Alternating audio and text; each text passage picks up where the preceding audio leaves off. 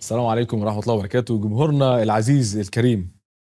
النهارده يعني بنقول ختامه مسك، يعني حلقة ولا أجمل ولا أروع إن شاء الله. أسئلة جميلة وموضوع شائك وموضوع حيوي وأحداث جارية دلوقتي إحنا بنعيشها. حاليا زي ما حضراتكم متابعين في صراع كبير جدا وصراع أزلي، وهو القضية العربية الفلسطينية. وده شيء مهم جدا بيشغل بال شباب كتير قوي، وفي مسائل شائكة بتلتبس على بعض الشباب. النهارده عندنا إجابات يعني إن شاء الله تكون مقنعة شافية مع الأستاذ حسام مصطفى. أهلا وسهلا بيك. الحمد لله. أهلا وسهلا بيكم جمهورنا الجميل.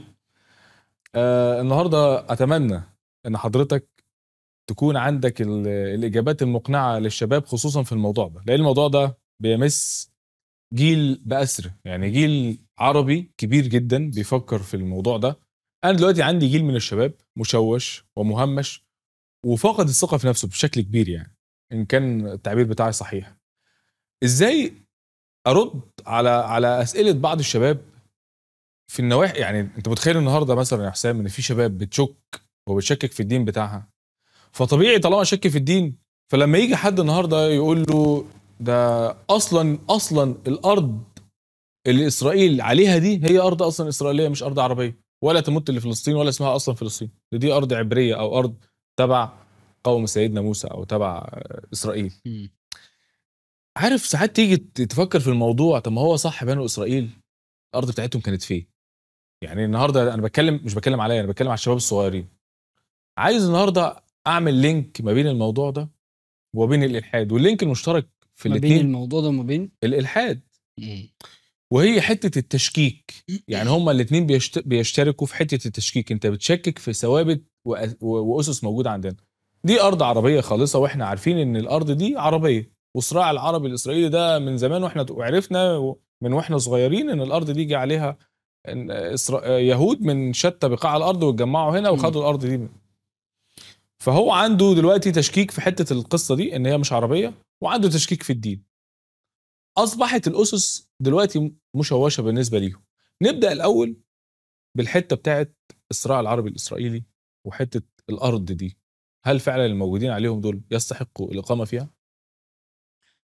بسم الله الرحمن الرحيم، والحمد لله رب العالمين، والصلاة والسلام على أشرف المرسلين. خلّينا الأول بس نطلع من حتّة إن ده صراع عربي إسرائيلي، ونقول إن ده صراع إسلامي إسرائيلي ادق. أدق. والنقطة التانية إن أنت بتقول إن هي قضية عربية، وهي مش قضية عربية، هي قضية إسلامية. طب حتى لو كان موجود وسط فلسطين مسيحيين كتير؟ بغض النظر، هي في الأصل قضية إسلامية. ليه قضية إسلامية؟ لإن إحنا بنتكلم دلوقتي في قضية عقدية دينية، وهي المسجد الأقصى أو أرض الشام. فدي قضية إسلامية، خلاص كده. ليه قضية إسلامية؟ ليه باقول كده؟ لإن القضية لمّا نقول إن هي عربية، يبقى هي تمُس العرب فقط، مم. لكن لمّا نقول إن هي قضية إسلامية يبقى تمُس كل مسلم سواء عربي أو غير عربي. أنت عارف إن يعني أغلب المسلمين غير عرب، وعلى فكرة دي المصطلحات اللي دايمًا بيحاولوا إن هم يقولوها لنا، إن هي يقول لك دي قضية عربية إسرائيلية. ليه؟ عشان يطلّعك من حتّة الانتماء الديني للانتماء العرقي. مم. ودي مشكلة كبيرة جدًا، إن أنت تبقى منتمي للعرب، وإن كان طبعًا انتمائي للعرب ده شيء يشرّفني، يعني دي ما لهاش ايوه علاقة، ايوه، ولكن انتمائي الأول للإسلام اللي هو والمسلمين. الانتماء الاقوى هو انتمائك للدين. ده طبعًا أنا المسلم الصيني أخويا، مم. المسلم الصيني أخويا. ربنا عز وجل قال: "إن أكرمكم عند الله مين؟ أعربكم اتقاكم. مم. أتقاكم." مم. خلاص؟ فهي قضية إسلامية وليست قضية عربية. ده وده هو كمان يعني اضعافها مش اضعافها ان هو زود عددها، لا، يعني قوتها، يعني خلي قوتها ضعيفه، بحته ان هو كمان ربطها بان هي دوله احنا مالناش علاقه بيها. هي فلسطين هي دوله زيها زي اي دوله، هي تحارب مع نفسها وتدافع عن نفسها. ما هي دي مشكلة كبيرة، يعني دي مشكلة كبيرة أصلًا. فكرة إن أنت يعني يبقى عندك الحدود هي اللي بتفصل ما بينك وبين أخوك، ولمّا تيجي تتكلم عن أخوك يقول لك لأ دي دولة تانية ما لهاش. وعلى فكرة ما تلاقيش أصلًا ناس كتير، يعني الحمد لله معظم المصريين ومصر سواء، يعني كل حاجة في مصر امم. مع القضية الفلسطينية قلبًا وقالبًا. وإحنا صحيح. كلنا عارفين دي إن من حقيقه. صغرنا ومتربيين في المدارس ومتربيين على كل حاجة في مصر، إن لأ فلسطين ده فلسطين ده أخويا. وفلسطين دي ارضي كمسلم، صحيح. وفلسطين ارض الفلسطينيين. هنرجع بقى للسؤال الاولاني اللي هو هل الارض دي فلسطينيه او عربيه او اسلاميه؟ طبعا طبعا ارض اسلاميه. لو حد سالني بقى من الشباب ايه الدليل؟ ايه اللي يثبت ان الارض ديت اسلاميه او عربيه؟ ايه اللي يثبت اصلا ان هي غير اسلاميه او غير عربيه؟ يعني هل انت كمدعي علي انا اللي اثبت الطبيعي، ولا عليك انت اللي تثبت الادعاء بتاعك؟ طب في حد من الجمهور عنده شكوك في الحته دي، او في حد عنده كلام يخص الموضوع ده؟ يعني في حد من الجمهور بيشكك ان الارض دي مش عربيه؟ او لا، يعني خلينا نتكلم في الحته الادق ان هي مش اسلاميه، صح؟ يعني اي حد عنده اي سؤال يا جماعه. وبعد اذن استاذ محمد اتكلم مع استاذ حسام. اتفضل. هو القران الكريم اولا بيقول سبحانه وتعالى، ربنا سبحانه وتعالى عن سيدنا موسى بنقول للعزم الخمسه، ربنا بيحكي عنه حكايه بيقول: واذ قال موسى لقومه يا قوم ادخلوا الارض المقدسه. انا عامه انا يعني ضد اللي بيحصل في فلسطين. احنا كلنا ضد اللي بيحصل في فلسطين. فده عامه ده ارض فعلا ارض بني اسرائيل ولا ارض فلسطين؟ انت تقصد يعني ان علشان القرآن بيقول يا قوم ادخلوا الارض المقدسة التي كتب الله لكم، فدي معناها ان الارض دي مكتوبة لبني اسرائيل، ده سؤالك؟ نعم. طيب الاول، انت عارف الآية دي في سورة ايه؟ سورة المائدة. جميل. الآية دي رقم، مش لازم يعني تقول رقم كام، الآية دي رقم 21 في سورة المائدة. تمام. ربنا عز وجل بيقول ان موسى عليه السلام بيقول لقومه يا قوم ادخلوا الارض المقدسة التي كتب الله لكم. تمام. كمل كده الآيات بعد اذنك. ادخلوا الارض المقدسه التي كتب الله لكم ولا ترتدوا على عقابكم فتنقلبوا خاسرين. طيب خلاص. تمام. انا هكمل. ربنا عز وجل عشان بس ناخد الحكايه كامله يا جماعه، ماشي؟ يعني احنا عندنا في القران قاعده بس تصحيح الايه عقابكم ولا ادباركم. لكن انا هكمل الموضوع. ربنا عز وجل هنا بيقول ان سيدنا موسى عليه السلام، هو بيحكي ان سيدنا موسى عليه السلام بيقول لقومه يا قوم ادخلوا الارض المقدسه التي كتب الله لكم. الايه اللي بعدها قوم موسى ردوا على سيدنا موسى اللي هم بني اسرائيل، قالوا له ايه؟ قالوا له يا موسى إن فيها قوما جبارين وإنا لن ندخلها أبدا ما داموا فيها. يبقى هم دخلوها ولا ما رضيوش يدخلوها؟ ما دخلوهاش كده، ما دخلوهاش. خلاص كده، ده أولا. كمل بقى الآيات لحد الآية رقم 25 كده، تلاقي سيدنا موسى عليه السلام بيقول إيه؟ بيقول رب إني لا أملك إلا نفسي وأخي فافرق بيننا وبين القوم الفاسقين. هم مش عاوزين يدخلوا، مش عاوزين يدخلوا ولا يحاربوا ولا عاوزين يجاهدوا ولا عاوزين يتعبوا ولا عاوزين ينشروا الدين، مش عاوزين يعملوا أي حاجة. تمام. ربنا عز وجل رد في الآية رقم 26 وبيقول قال فإنها محرمة عليه. يبقى حرمت عليهم من بعد ما كتبت لهم. خلاص. وهنا طبعا يعني احنا عندنا خلاف ما بين المفسرين، هل الوقف هنا عند محرمة عليهم ولا فإنها محرمة عليهم 40 سنة، يعني لحد 40 سنة بس. الشاهد ان هم اللي ما عملوش اللي مكتوب ليهم، صح كده؟ خلينا نقسم السؤال ده، معلش لو هطول في الإجابة شوية، بس السؤال ده محتاج توضيح كبير. يعني الأرض المقدسة لازم نعرف الأول هي كانت مكتوبة لبني إسرائيل كنسل ولا مكتوبة لمين بالظبط من بني إسرائيل؟ يعني هل لو من بني إسرائيل حد كفر كان هيدخل الأرض ولا لا؟ ده أولا. المسألة الثانية، الوعد اللي ربنا وعده لبني إسرائيل ده كان وعد فيه شروط ولا وعد من غير شروط، يعني كده كده تدخلوها؟ المسألة الثالثة هي لمين دلوقتي؟ جميل كده التقسيم ده؟ طيب المسألة الأولى وهي إن الأرض دي مكتوبة للمؤمنين المتقين المسلمين من بني إسرائيل وليس بني إسرائيل كنسل. ودي قضية مهمة جدا إن احنا نفهمها. إيه الدليل على ده؟ سيدنا موسى عليه السلام بيقول حسب سورة يونس الآية رقم 84 وقال موسى يا قومي إن كنتم آمنتم بالله فعليه توكلوا إن كنتم مسلمين. يبقى هنا يا جماعة الأرض دي مكتوبة للمسلمين المؤمنين المتقين من بني إسرائيل. وحسب سورة الأعراف الآية رقم 128 سيدنا موسى عليه السلام بيقول لقومه كده، بيقول لهم استعينوا بالله واصبروا إن الأرض لله يورثها من يشاء من عباده والعاقبة للمتقين مش لبني إسرائيل. ربنا عز وجل بيقول في سورة الأنبياء الآية رقم 105 ولقد كتبنا في الزبور من بعد الذكر أن الأرض يرثها عبادي الصالحون مش بني إسرائيل. خلاص كده؟ يبقى أولا دي نفهمها مهم جدا، إن الأرض ساعتها كانت مكتوبة للمؤمنين المتقين الصالحين من أتباع سيدنا موسى من بني إسرائيل اللي هم المسلمين. تمام كده؟ بالظبط كده. تاني قضيه، وهي هل الوعد ده مشروط ولا من غير شروط؟ هنلاقي ان ربنا عز وجل بيقول حسب سوره البقره الايه رقم 40: يا بني اسرائيل، يا بني اسرائيل اذكروا نعمتي التي انعمت عليكم واوفوا بعهدي. اوفي بايه؟ بعهدكم. يبقى في عهد. في عهد ولا مفيش عهد؟ في عهد اهو. يبقى اوفوا بعهدي الاول، اوفي بعهدكم، ادخلكم الارض واعملوا اللي انت عايزه. واياي فارهبون. طب ايه هو العهد ده يا رب؟ نرجع بقى لسوره المائده الايه رقم 12: واذ اخذ الله من بني اسرائيل، واذ اخذ الله ميثاق بني اسرائيل وبعثنا منهم 12 نقيبا وقال الله اني معكم لئن، عد بقى الشروط، اقمتم الصلاه واتيتم الزكاه وامنتم بمين؟ برسلي. يعني ايه برسلي؟ يعني لو طبقنا الشرط ده دلوقتي لازم تؤمن برسول الله محمد صلى الله عليه وسلم حتى تدخل الارض.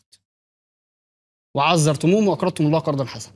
ربنا بيقول في سوره المائده الايه رقم 13: فبما نقضهم ميثاقهم لعناهم. يبقى هم اللي ما رضيوش، هم اللي ما عملوش. فهمتني كده؟ تمام. وعلى فكره الكلام ده حتى مش في القران بس يا جماعه، يعني فكره ان الوعد مشروط دي حتى في الكتاب المقدس في التوراه وفي الانجيل. يعني احنا عندنا في سفر اشعياء الاصحاح رقم 30 النص رقم 9 بيقول ان الوعد مشروط بصلاح القوم. سفر التكوين الاصحاح رقم 18 اللي بيتكلم على العهد لبني اسرائيل بيقول انه مشروط بتقوى وصلاح القوم. انجيل متى الاصحاح رقم 23 بيقول لهم افترثون الارض، يعني بعد ما افسدتم في الارض فاكرين انتوا هتدخلوها؟ لا، مش مكتوبه ليكم. خلاص. فجرت بقى سنه الله عز وجل، وهي تبديل تفضيل بني اسرائيل الى امه النبي صلى الله عليه وسلم. وقال تعالى: كنتم خير امه اخرجت للناس. يبقى مين خير امه دلوقتي؟ احنا.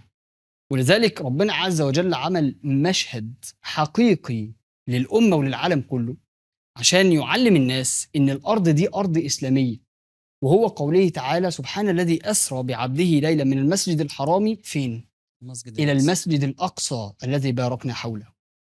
والنبي صلى الله عليه وسلم بالانبياء هناك، صلى امام هناك ليعلم الناس ان الارض المقدسه ارض اسلاميه لامه النبي صلى الله عليه وسلم. فرب يكون كده بس الموضوع وضح، وان العهد ده وضح، والايات ديت معناها ايه. تمام. فهمتها؟ تمام. ها انا جزاك خير. خلاص تمام. يعني نقدر نسال سؤال تاني. تمام. طيب في حد عنده اي سؤال تاني؟ مش اتفضل. دلوقتي احنا كشباب او يعني لما بنمر بسن المراهقة او سن الشباب، وناس كتير بتمر بده، بنطرح أسئلة عايزين نعرف هل احنا على الطريق الصحيح، هل ديننا صحيح، هل فعلا المعجزات اللي بنشوفها في القرآن او بنقراها دي هل فعلا حصلت. أسئلة مختلفة كده بتيجي في بالنا وبيكون فيها شك شوية في ديننا او في وجودنا وحاجات كتير من المعتقدات الموجودة عندنا.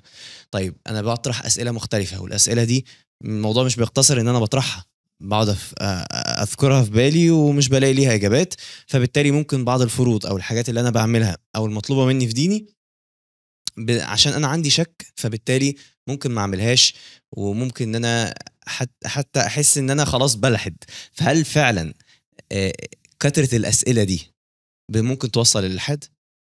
يعني باختصار شديد جدا هو يقصد يقول كتر الاسئله الداخليه في ذهنه، هل الدين ده صح؟ هل الحديث ده مظبوط؟ هل فعلا القرآن ده سليم؟ هل فعلا في حساب؟ الحاجات دي الاسئله كتير بتدور في ذهنه، دي ممكن فعلا تخليه ان هو يلحد او يخرج من الدين. طيب احنا هنا لازم نفرق ما بين نوع الاسئله. في اسئله من باب الفضول وعدم الافاده واسترسال، وفي اسئله من باب العلم، ان انا عاوز اتعلم وعاوز افهم. الناحيه الاولى وهي الاسئله اللي من باب العلم لا تؤدي للالحاد، بل تؤدي الى العلم واليقين. تؤدي للعلم واليقين. ولذلك ابن عباس رضي الله عنه لما سئل من اين اكتسبت كل هذا العلم، يعني كان اي حاجه يتسال فيها يجاوب، فقال لهم ايه؟ قال لهم: بلسان سؤول وقلب عقول. يبقى الاول بلسان ايه؟ سؤول، بيسال كتير. بس ايه الاسئله اللي هنا؟ الاسئله اللي هنا هي الاسئله اللي تفيد العلم. لذلك ربنا عز وجل امر بالسؤال، قال: فاسالوا اهل الذكر ان كنتم لا تعلمون. خلاص كده. ولكن في نوع من الاسئله، وكذلك في حديث النبي صلى الله عليه وسلم: انما شفاء العي السؤال. فانت كتر السؤال بالعكس، انت كتر السؤال دوت هيؤدي بيك لليقين والعلم. ولكن في نوع من الاسئله هيؤدي بيك، ممكن يؤدي بيك للخروج من الدين، وهو ده السؤال اللي هي الاسئله من نوع الفضول وعدم الافاده. زي مثلا نقول النمله اللي كانت بتكلم سيدنا سليمان كانت ذكر ولا انثى؟ يا عم انا مالي يعني. يعني انا هعمل ايه يعني لما اعرف؟ الهدهد كان لونه احمر ولا انا مالي؟ يعني فاهم الفكره؟ ولذلك النبي صلى الله عليه وسلم في روايه ابي هريره رضي الله عنه قال لما صعد النبي صلى الله عليه وسلم الى المنبر، النبي صلى الله عليه وسلم كان بيخطب في الناس وبيقول ايها الناس ان الله قد فرض عليكم الحج. ففي واحد من الصحابه سال، قال له افي كل عام يا رسول الله؟ هنحج في كل عام؟ فسكت النبي. فراح عاد سؤال تاني، قال له افي كل عام يا رسول الله؟ فسكت النبي صلى الله عليه وسلم. فعاد السؤال ثالث، قال له افي كل عام يا رسول الله؟ هنا النبي صلى الله عليه وسلم قال له ايه؟ قال له لو قلت نعم لفرضت او لوجبت، لو قلت نعم لوجبت. بعدين قال لهم ايه بقى؟ ذروني ما تركتكم فانما ضل من كان قبلكم كثرة سؤالهم واختلافهم على انبيائهم. ايه كثرة الاسئلة هنا اللي نهى عنها النبي صلى الله عليه وسلم؟ اللي هي لن توضح ولن تفيدك، فما تفضلش تسترسل بعقلك. انما السؤال اللي هيؤدي بيك لعقيدة او ليقين او لاجابة معينة هتشفي صدرك، ده لازم تسأله، بل واجب عليك ان تسأل. فهمتني كده؟ وصلت كده تمام كامله؟ تمام. طيب والاسئله بقى اللي انا حاسس ان انا مش لاقي لها اجابات دي اتصرف معاها ازاي؟ مفيش اسئلة ملهاش اجابات الحمد لله عند المسلمين. في اسئله بتبقى مرتبطه بحاجات في الوجود مثلا او كده، احنا في- عقلنا البشري بيبقى محتاج يعني يشوف حاجه ماده قدامه او كده. طيب زي إيه؟ الواحد اذا كنت يتعامل معاها ازاي؟ محضر اذا كنت محضر سؤال في ذهنك دلوقتي قوله، مفيش فممكن نخصص له حلقه وتطرح علينا سؤال فيه.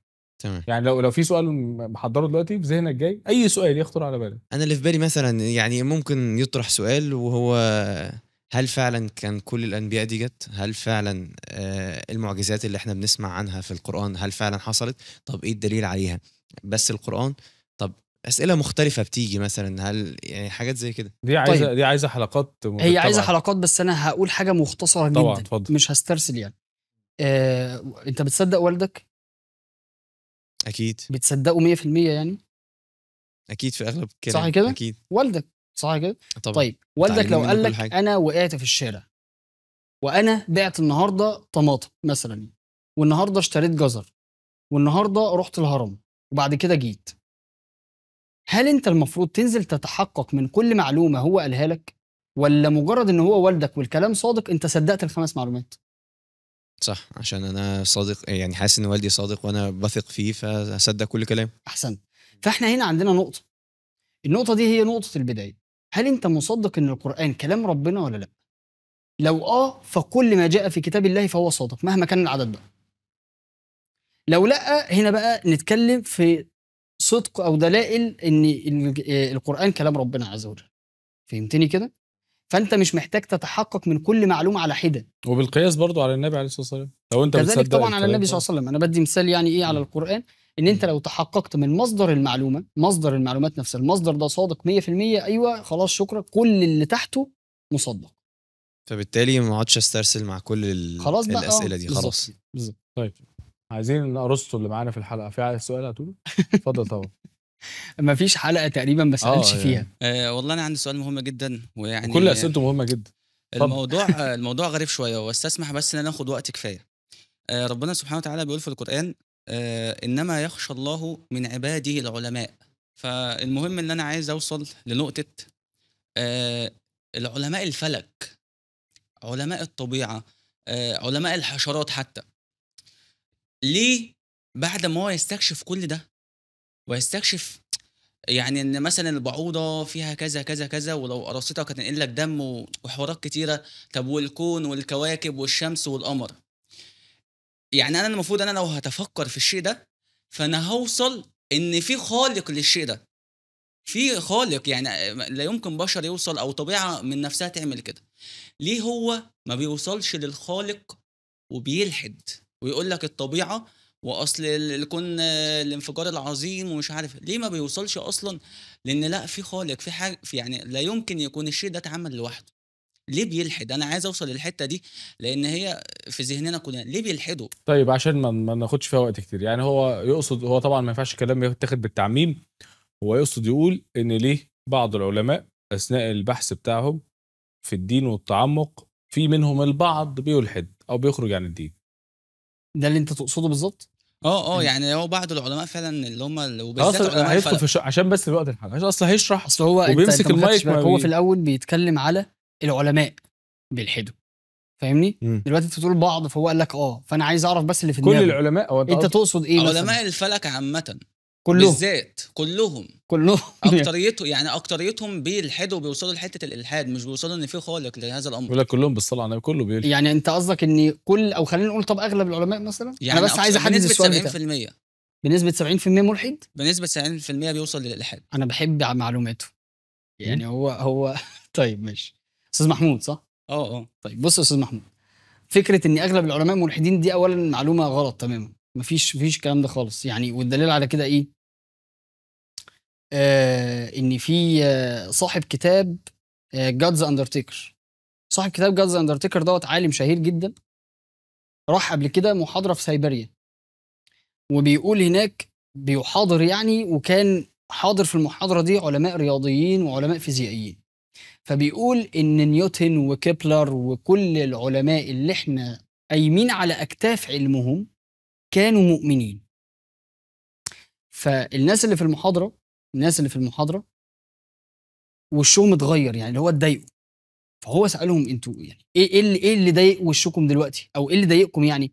فقالوا له انت النقطه اللي انت قلتها دي بتدل دلوقتي ان العلم لا يؤيد الالحاد، واحنا طول عمرنا بنحاول ننشر فكره ان العلم يؤيد الالحاد، لان اللي انت بتقوله ده معناه ان كل اللي احنا قايمين على اكتافهم دول مؤمنين. الكلام ده مكتوب في كتابه اللي هو كتاب كان ساينس اكسبلين ايفريثينج، هتلاقيه يعني الكلام ده. تلاقيه لو انت عرفت الاسم ده هتلاقيه، لو الاسم اللي هو قاله وفي- ده انت ابحث عنه ان شاء الله تبحث عنه باذن الله. وفي احصائيه اللي هي 100 years of Nobel كلمنا Prizes. بالعربي يعني ممكن بس ما هي الاحصائيه اسمها كده، حاضر يعني هقول لك. الاحصائيه اسمها 100 years of Nobel Prizes، اللي هي بتتكلم على 100 سنه العلماء اللي خدوا جائزة نوبل في خلال 100 سنه.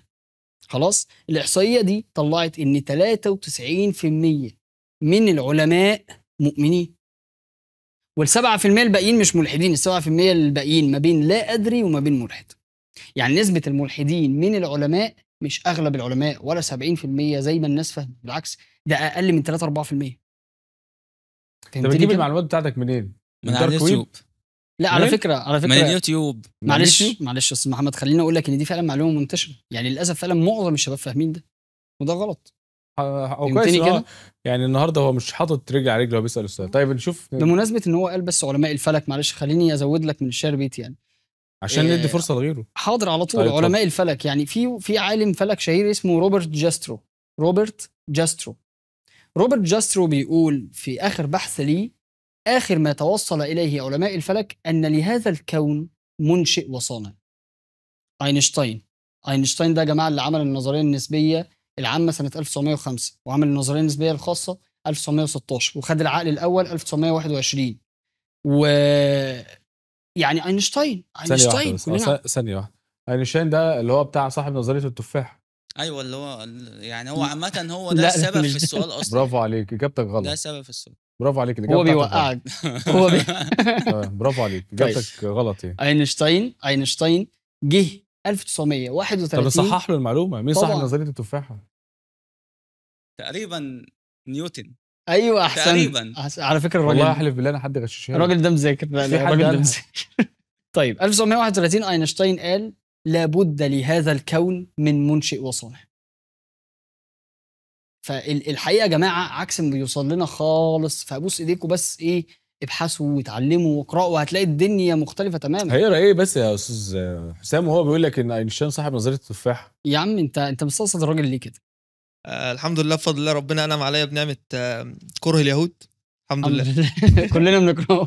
بالظبط، وده حاجه انا اتعلمتها من ابويا وجدي، وهعلمها لابني بفضل الله ان شاء الله باذن الله. تمام.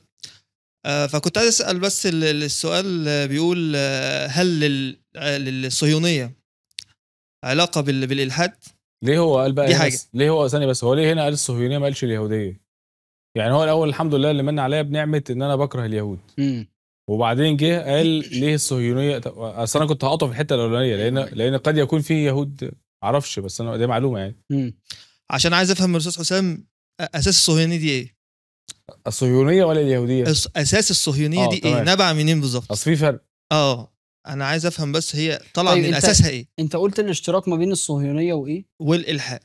والالحاد. مم.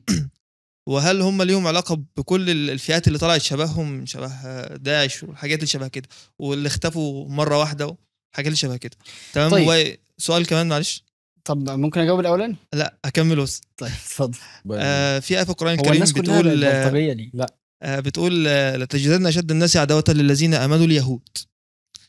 والنهارده بنشوف تصريحات الله لا يسامحهم، بيقولوا فيها ايه؟ بيستشهدوا بآيات من القرآن الكريم وبأحاديث نبوية، وإن لله وإنا إليه راجعون والكلام ده. فبس كنت عايز افهم موضوع على بعضه وعلاقته ببعضه ايه. طيب خلينا بس. في السؤال الاول، نحدد بس سؤال ماشي عشان ما نتوهش من بعض يعني. تمام. اولا انت عارف الفرق بين الصهيونيه واليهوديه؟ طبعا اكيد. طبعا انت بتقول لي عايز اعرف الفرق. طيب اليهوديه ده اعتقاد او دين، ان كان بقى صح وغلط دي سيبك منها دلوقتي، هو اعتقاد او دين طبعا غلط، ولكن مش بنتكلم في ده يعني دلوقتي. اما الصهيونيه ده فكر سياسي، ولكن فكر سياسي نابع من اليهود. بالظبط، ده اللي بسأل فيه. بالظبط. فالصهيونيه خلي بالك هي مش عقيده. يعني ايه؟ يعني ممكن حد مش يهودي يبقى صهيوني، خلاص كده تمام. فالصهيونيه هي فكر سياسي، حوكمه معينه. اليهوديه ده اعتقاد ودين، تمام. العلاقه بين الصهيونيه والالحاد، ممكن نقول ان الصهيونيه بيستعملوا الالحاد، يعني مثلا يستعملوا الشبهات الالحاديه وينشروها في المجتمع الاسلامي ما بين الشباب المسلم عشان يهدموا بيه الفكر الاسلامي. اما علاقه عقديه فما فيش علاقه عقديه ما بين اليهوديه وما بين الصهيونيه اللي هو الفكر السياسي وما بين الالحاد كفكر اعتقادي. تمام. فهمتني كده؟ طب احلف بالله ان انت فهمت.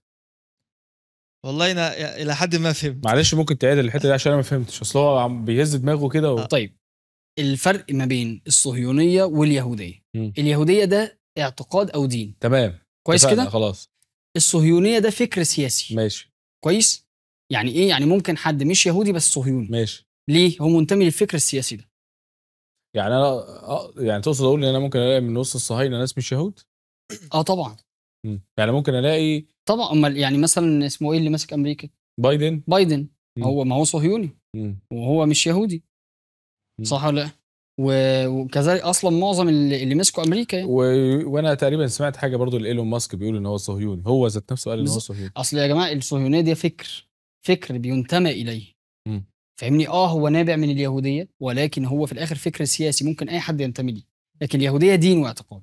طيب احنا معانا هو فكره حضرتك بتبرأ اليهوديه من اساس الصهيونيه؟ انا مش ببرأ، بالعكس، انا بقول لك ان الصهيونيه نابعه من اليهوديه بالظبط، ولكن في فرق ما بين اليهودي وما بين الصهيوني.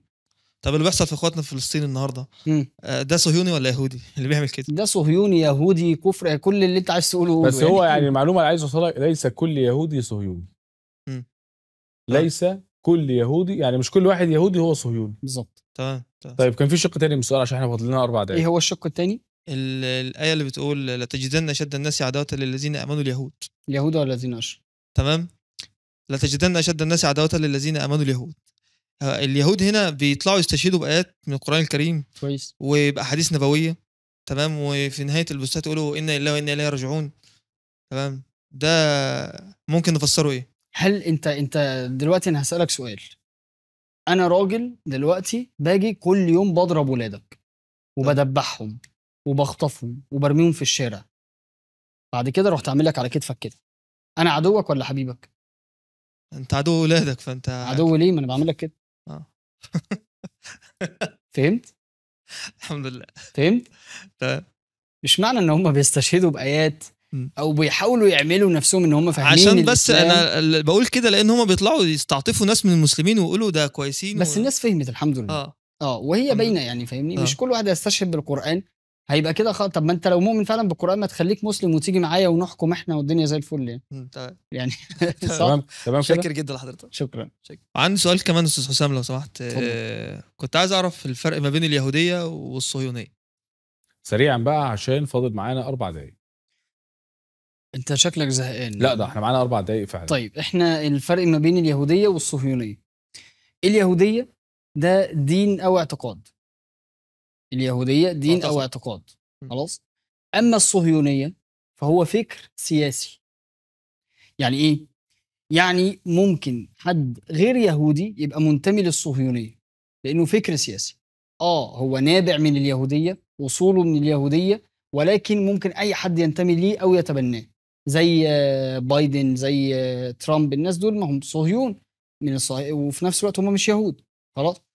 فمش ضروري علشان الواحد يبقى صهيوني يبقى يهودي، ولكن الفكر سياسي نابع من اليهوديه. اما اليهوديه فهي اعتقاد او دين. زي الاشتراكيه كده وزي الرأسماليه والحاجات دي. بالظبط، هي افكار سياسيه. الصهيونيه فكر سياسي. بس انا سبت استاذ حسام يتكلم براحته ويتكلم عن بني كتر اسرائيل. خيره. ندخل في الموضوع على طول.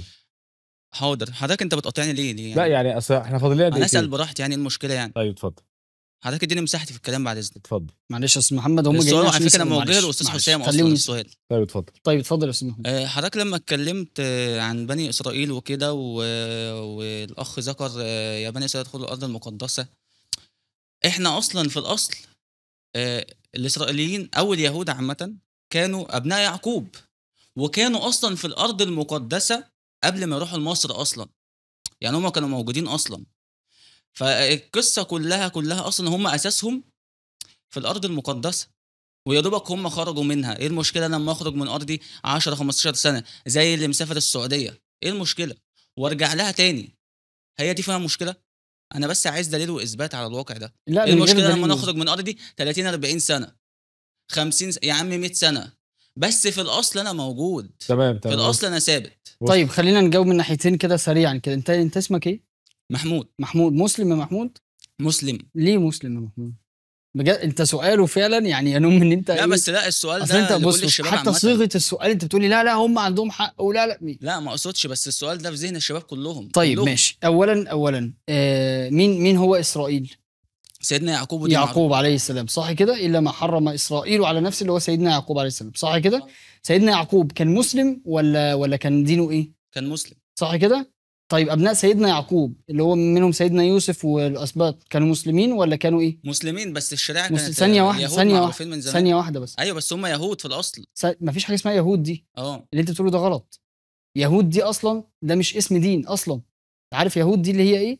يهود دي لغه اسمها لغه اليهوذ، ومتاخده من نسل يهوذا بن يعقوب، فابنائه اسمهم يهوذ، واللغه اسمها اللغه اليهوديه. ثانيه واحده بعد إذنك. مذكوره في القران. ثانيه واحده. يهوذا والنصارى. ثانيه واحده. كلنا عارفين كده. طب ما هو ربنا عز وجل قال للكفار لكم دينكم ولي دين، يبقى الكفر دين صح؟ لا. فكره انك تطلق على فكر معين ان هو دين ده مش معناه ان هو دين صح، ولكن معناه ان هو دين. دين يعني مله متخذه، ايا كان المله دي صح ولا غلط ده قصه تانية. فاضل دقيقتين. طيب سريعا، لو افترضنا ان انت بتقول ان اصولهم كانت في الارض المقدسه، فهل اصول المسلمين من ابناء الانبياء كانت في الارض المقدسه ولا اصول اليهود الصهيون؟ لا ممكن تجاوبني بعد اذنك؟ اجابه مختصره. اصول اليهود كانت في الارض هو المقدسه. اجابه مختصره بس بعد اذنك. سيدنا يعقوب كان يهودي؟ كان مسلم. طب امال ايه اصول اليهود دي؟ بس اقصد ان هم اصلا يعني هم كانوا اصلهم موجودين في الارض المقدسه. يا باشا بعد اذنك بس. سيدنا يعقوب كان مسلم ولا كان يهودي؟ مسلم. كان موجود في الارض الايه؟ المقدسه. اللي بعديه المفروض يبقوا يهود ولا مسلمين على دينه؟ مسلمين على دين. شكرا، احنا مسلمين. ماشي بس الاصل انا بتكلم في الاصل شفت الارض انت ان هم من تاني حاجه بس لا ثواني بعد اذنك بس عشان شفت انا انت ابقى عامل فاهم. يعني عامل البوليكه دي كلها. هو وصلني لحته الاسلام. ماشي انا معاك ان هم مسلمين، بس اصل اليهود ذات نفسهم في الارض المقدسه. مين قال كده؟ الذريعه بتاعتهم سيدنا يعقوب كان عايش فين اصلا؟ انا على فكره كل الاجابه دي افتراضا ان كلامك صح، هو اصلا كلامك مش صح. هم كانوا عايشين فين اصلا؟ في البدو، في العرب. متبقي لنا اقل من دقيقه. طيب على طول، فهم كانوا عايشين اصلا في البدو مش في ارض فلسطين. ده اولا. ثانيا، حتى لو افترضنا ان اصول الانبياء اللي هو اصول سيدنا اسرائيل عليه السلام كان في الارض المقدسه، فسيدنا موسى قال لهم في الآية رقم 84 من سورة يونس، والآية رقم 128 من سورة الأعراف، والآية رقم 40 من سورة البقرة، قال لهم إن الوعد أولا مشروط إنكم تكونوا مسلمين وتؤمنوا بالأنبياء، فلازم دلوقتي لو موجودين يؤمنوا بالنبي صلى الله عليه وسلم عشان يرجعوا أرضهم. ثانيا لازم يوفوا بكل العهود اللي ربنا قالها لهم في سورة المائدة الآية رقم 12 علشان يرجعوا الأرض. فأصلا ربنا عز وجل ولانا احنا الأرض دي دلوقتي، لأن احنا اللي عملنا العهود دي، واحنا خير أمة أخرجت للناس. يعني تمام. هم لو اسلموا تبقى الارض دي ملكهم. ما هم لو أسلموا هيبقوا مننا، هنبقى احنا كلنا مش صحاب هنطلع الأرض. من الموضوع ده بنتيجه الا لو خصصنا حلقه تانية. انا بشكرك جدا جدا، بشكر حضرتك جدا أنا بس جداً. حابب الجزئية دي نعم. لازم توصل، معلش. تمام، اعتقد احنا يعني استكفينا لازم. شرح فيها طب وشرحنا انتوا كمان في وصلت لك؟ الاول. هو انا وصلت لي ان هم لو اسلموا فهم الارض دي ملكهم. طيب. مين كده اللي اليهود. أسلموا؟ ما هم لو أسلموا هيبقوا مننا، فهتبقى الأرض ملكنا كمسلمين. خلاص كده؟ تمام. الأرض لله يورثها من يشاء من عباده، والعاقبة لمين؟ المتقين. عليهم أن يكونوا من المتقين حتى يرثوا الأرض. تمام انا وصلت لي. اشكركم جدا جدا، وانا يعني بعتذر لك يا محمود ان كنت يعني لا والله كنت مفيش قاسي مشكله عليك يعني، بس بعض حضرتك الشيء في قاصدني مش عارف ليه يعني. لا لا أنا مش بعد كده قصدك، مش بس هاجي هنا انا تاني على انا فكره. بعتذر لك ان كنت انا قاسي عليك شويه بعد الشيء يعني في الحلقه. نعم. انا بشكرك جدا يا استاذ حسام، شكراً. نورتنا جدا، وشكرا لسعة صدرك كالعاده شكراً. والاجابات بتاعتك المستفيضه. بشكركم جدا جدا. لو في اي حد له اي اسئله تانية ان شاء الله، محمد هنأجل السؤال بتاعك ان شاء الله الحلقه اللي جايه باذن الله، عشان خلاص الوقت بتاعنا انتهى. استاذ حسام، في حاجه حابب تقولها قبل ما نقفل؟ شكرا، جزاكم الله خيرا. بشكرك يا رب على جدا، الاستضافة الجميلة دي. جدا جمهورنا العزيز الموجود في الاستوديو. شكرا لكم اعزائنا المشاهدين عبر القنوات الفضائيه وعبر شاشات السوشيال ميديا. بشكركم جدا لسعة صدركم وان انتم كملتوا معنا الحلقه للنهايه، والسلام عليكم ورحمه الله وبركاته. دمتم في امان الله.